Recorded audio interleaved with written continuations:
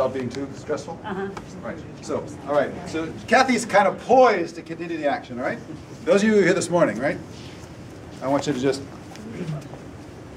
put your brain on and put your thinking cap on. All right? Kathy, go. Go further. Just complete the action. Better. Come back. Very good. Excellent. Good.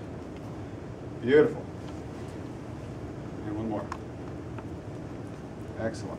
All right. She is staying in here to lift. Right. She's not going to her outer hip to lift. What a lot of us do is we go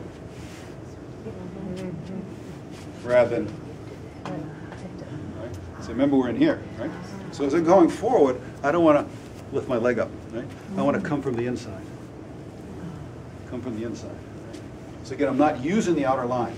I'm coming to the inner groin and I'm lengthening from the inner groin. Otherwise, I do this. I contract the outside and lift. And then rotation? Elongate.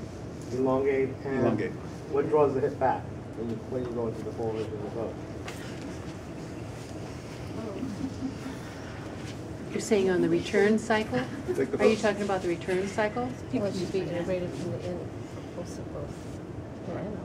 Elongate, elongate, elongate through the inner heel. More heel, more heel, more heel.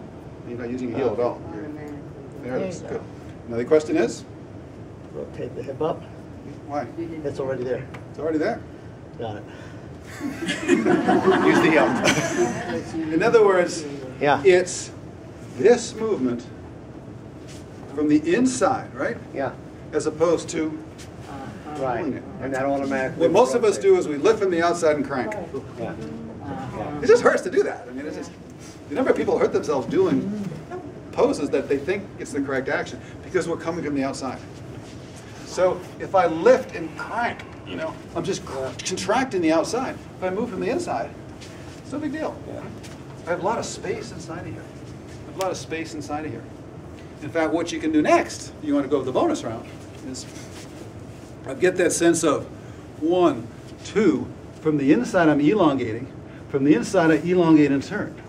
Inside turn, inside turn, inside turn, inside turn. So now I'm trying to create that lateral space. Pubic bone, opposite pubis. Right pubic bone, left pubic bone. Right pubic bone, left pubic bone. Right, left, right in the middle. So I'm just radiating from the center of the pubic bone out. If I try and turn my head, I'm going to kill myself, so I don't even worry about that. Because my neck is totally disconnected from the rest of my body. But this part's working fine, so I'm not going to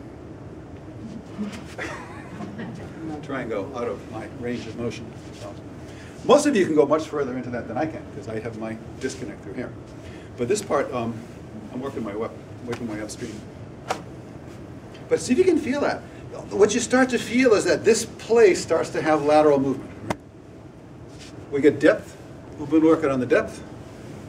Right? We have length. Now we're getting this ability literally to feel the two sides of the pelvic bones can move independently. In the end, you can go like this, right? Widen and narrow, widen and narrow, widen and narrow, depending on what you need, right? So when we did that exercise in hands and knees, okay, Yeah. and we were lifting each leg, is that the Same thing? feeling that we're Yeah. doing? Exactly. This is Ardha Chandrasana. It's even Trikonasana if you start to see. I'll show you this side and this side. So in Trikonasana, that's that spot, right? I don't want to do this. But most people, and I was taught for years and years, Trikonasana, You want to stop. I want to lift. It's a lateral movement. It's not that, that's collapse. But the correction of collapse is not contraction. That's the thing we won't. The teacher, we've been teaching for a long time. You see somebody collapse, don't collapse. But the instruction we give them is to contract. So we'll go from one issue to another. The solution to both is to not collapse or contract, to go inside the core and lengthen. I'll show on this side. So if my Trikonasana, I'm falling, right? The instruction that helps is not to pull all this back. It's to get inside here and elongate. So now I'm working from the inside. And I'm just moving sideways. Sideways. Not rotating. It has nothing to do with rotation. Revolve triangle is a rotation. Right? Boom. And the rotation is this, requires this lateral space through here.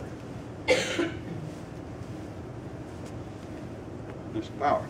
Yeah! But it's coming from the legs and the pelvis. It's because I have lateral space in here, this area can go. It can move. That'll help this. A lot of people, someone asked today about pain back here. One of the reasons we have a lot of pain back here, because this area doesn't move. If this area is more flexible, it takes a lot of the strain off of here. Because they don't need to hold on from here anymore. This is where I'm moving from. I'm moving from inside as opposed to holding on from the outside. But we have to figure out what it is that we're holding on. We don't even know we're holding on because it's so normal that we don't register it as being odd. This is the dilemma with yoga, right? We combat yoga with our own set of imbalances. Those imbalances are our norm. So these imbalances go further and further into imbalance. We didn't even recognize them because that's just the way I am, right? That's why we need to radically change it's a perceptual thing. What does it feel like to move from the inside, where the inside is just totally soft and fluid, as opposed to moving from the outside, which is very tight? It's a totally different world. One is the world of being in the ocean. The other is the world of being lost in space. All right, so you want to try this? Yeah. Side angle pose.